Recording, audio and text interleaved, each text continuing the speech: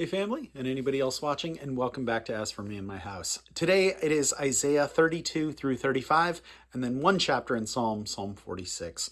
We are picking up where we left off. We looked at a woe to the nations that are opposing God, and then also those that rely on Egypt. I think it's that splintered rod that stabs the hand of the person who grasps it. So we've been looking at that.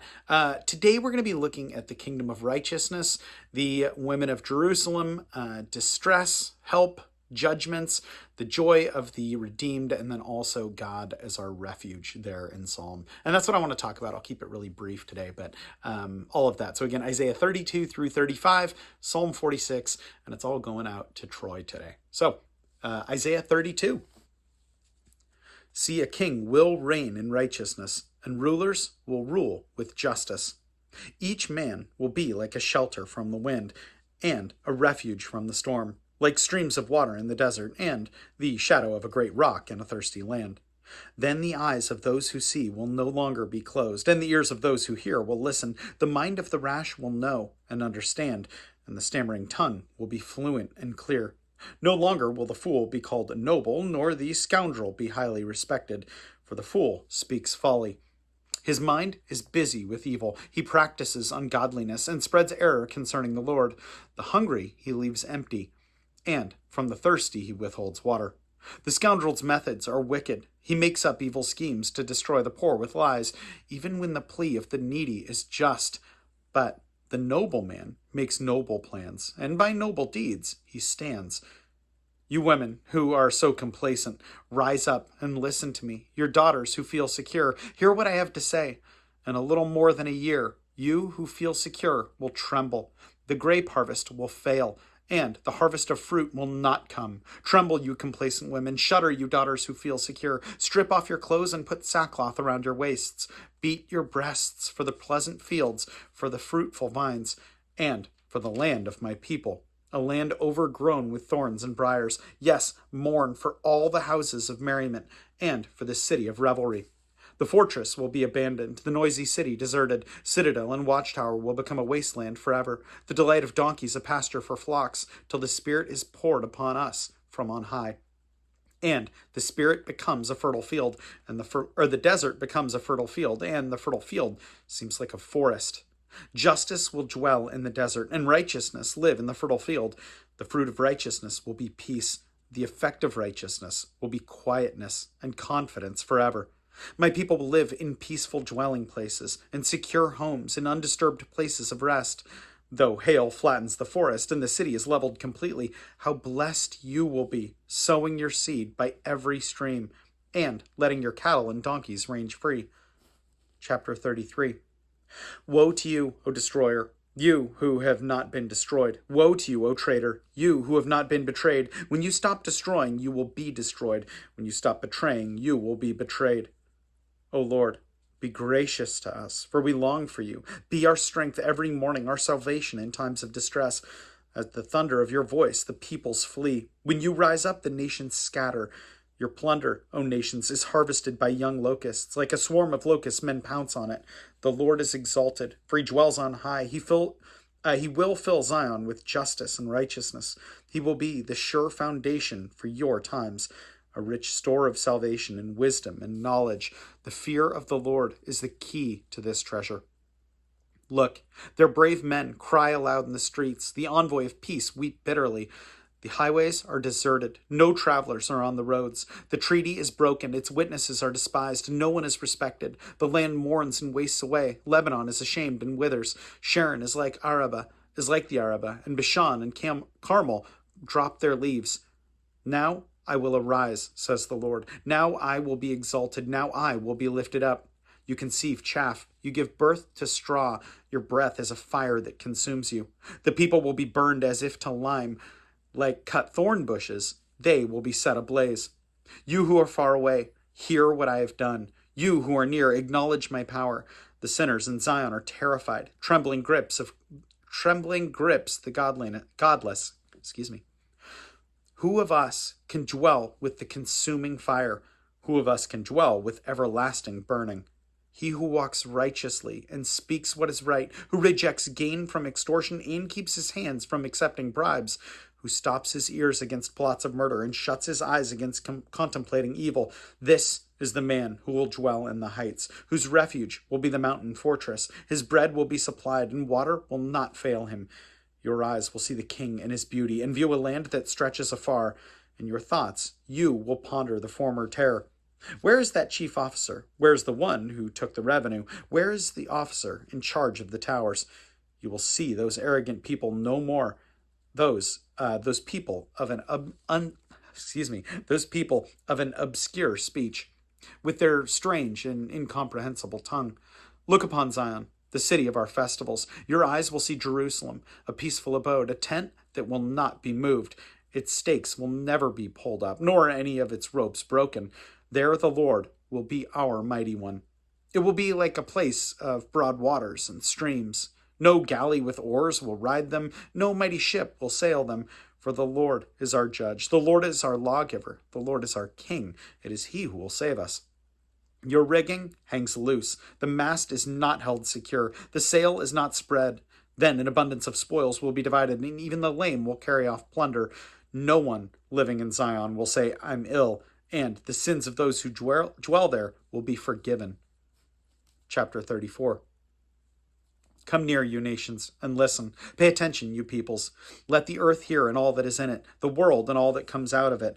The Lord is angry with all the nations. His wrath is upon all their armies. He will totally destroy them. He will give them over to slaughter. Their slain will be thrown out. Their dead bodies will send up a stench.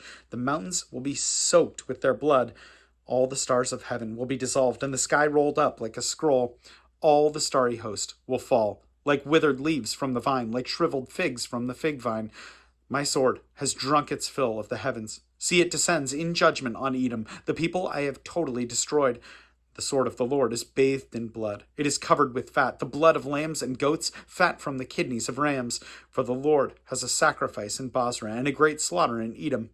And the wild oxen will fall with them, the bull calves, and the great bulls. Their land will be drenched with blood, and the dust will be soaked with fat. For the Lord has a day of vengeance, a year of retribution, to uphold Zion's cause. Edom's streams will be turned into pitch, her dust into burning sulfur. Her land will become a blazing pitch. It will not be quenched. Night and day its smoke will rise forever. From generation to generation it will lie desolate. No one will ever pass through it again. The desert owl and the screech owl will possess it. The great owl and the raven will nest there. God will stretch out over Edom the measuring line of chaos and the plumb line of desolation. Her nobles will have nothing there to be called a kingdom. All her princes will vanish away. Thorns will overrun her citadels, nettles and brambles her strongholds. She will become a haunt for jackals, a home for owls. Desert creatures will meet with hyenas, and wild goats will bleat to each other. There, the night creatures will also repose and find for themselves places to rest. The owl will nest there and lay eggs. She will hatch them and care for her young under the shadow of her wings. There also the falcons will gather, each with its mate. Look in the scroll of the Lord and read. None of these will be missing. Not one will lack her mate.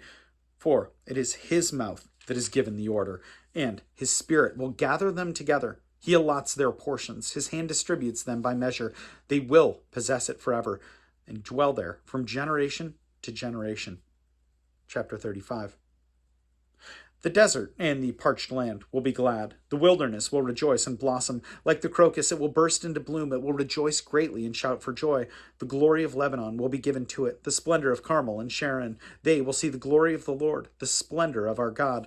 Strengthen the feeble hands. Steady the knees that give way. Say to those with fearful tears, be strong. Do not fear. Your God will come. He will come with vengeance, with divine retribution. He will come to save you. Then will the eyes of the blind be opened, and the ears of the deaf unstopped. Then will the lame leap like a deer, and the mute tongue shout for joy. Water will gush forth in the wilderness, and streams in the desert. The burning sand will become a pool, the thirsty ground bubbling springs. In the haunts where jackals once lay, grass and reeds and papyrus will grow, and a highway will be there. It will be called the way of holiness. The unclean will not journey on it. It will be for those who walk in the way. Wicked fools will not go about on it. No lion will be there, nor will any ferocious beast get up on it. They will not be found there, but only the redeemed will walk there. And the ransomed of the Lord will return. They will enter Zion with singing. Everlasting joy will crown their heads. Gladness and joy will overtake them, and sorrow and sighing will flee away. Psalm 46. God is our refuge and strength, an ever-present help in trouble. Therefore we will not fear, though the earth give way, and the mountains fall into the heart of the sea, though the waters roar and foam, and the mountains quake with their surging. There is a river whose streams make glad the cities of God, or the city of God, the holy place where the Most High dwells. God is within her. She will not fall. God will help her at the break of day. Nations are in an uproar. Kingdoms fall. He lifts his voice. The earth melts. The Lord Almighty is with us. The God of Jacob is our fortress. Come and see the works of the Lord, the desolations he has brought on the earth. He makes war cease to the ends of the earth. He breaks the bow and shatters the spear. He burns the shields with fire. Be still and know that I am God. I will be exalted among the nations. I will be exalted in the earth. The Lord Almighty is with us. The God of Jacob is our fortress. I think that verse there is such a good verse, verse number 1 in 46 there. It said, God is our refuge and strength, an ever-present help in trouble.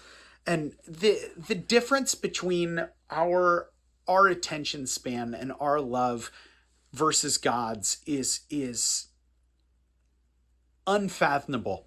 I mean, I think about this. I was thinking about this as I was taking my shower earlier this morning. I was taking my shower and I was like, God, you've given me this awesome hot water. You've given me this shower. You've given me the ability to pay these bills.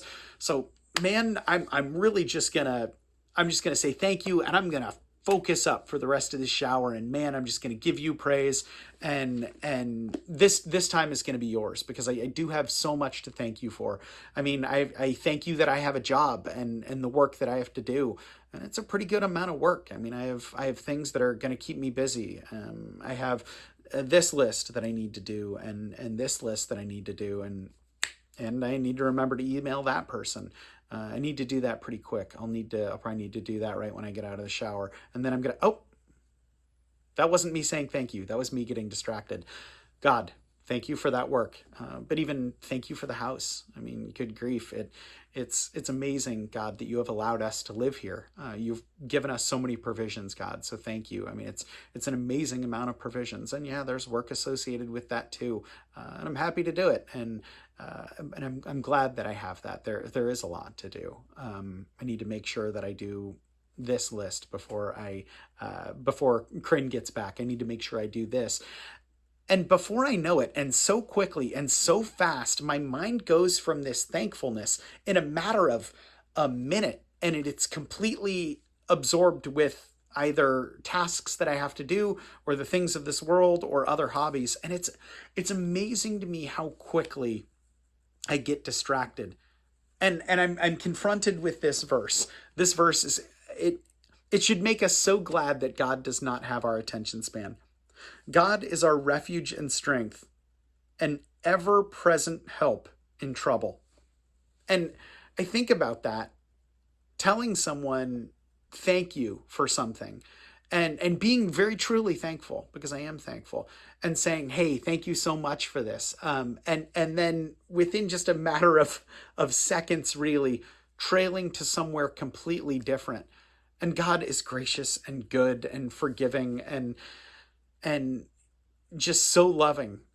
But man, the difference between God's overwhelming, never-ending love versus ours is something that I think it's important for us to recognize, because I think we think much more highly of ourselves than we ought, and we probably bring God down a whole lot as well, thinking that God is really very good. He's a really very good Father. He's a really very good God. He's loving, which is nice. He's just kind of always there, not realizing that there is an infinite chasm between the perfect, holy, righteous, perfectly loving, perfectly lawful God and ourselves. And we have to recognize that. I mean, that's so important. God is infinitely looking out for us, even before we were born. And yet we have a tendency to bring God down and bring ourselves up, not realizing that it's even hard for us to focus on God, much less think, hey, he is an ever-present protector, ever-present supplier of what we need, an ever-present lover of who we are. I think it's very easy to do that. So I think that's my prayer, not just for you, Troy, but for everyone, to recognize that God, just like this says, is an ever-present help in trouble, an ever-present provider. Definitely worth praying about. So let's do it. God, I thank you that you are ever-present, even when we fail. God, you are so good. Even when we get distracted, Lord, when we let our minds go astray, when we are not guarding our hearts, when we are not perfect, Lord, which is every second of every day, you are, Lord. You are perfectly holy, perfectly righteous, perfectly justified in your wrath against sin. And yet you are also perfectly loving, God, to provide your Son, Jesus. Lord, thank you so much for him and the love that you show us, though we are constantly warring against you. My God, you are holy and just and righteous. And we thank you for your Son, Jesus. And it's in his name we pray. Amen. Well, Troy, know that I love you, man. I appreciate you. For anyone else watching, know that I appreciate you as well. And I will plan on seeing you tomorrow. Have a good one.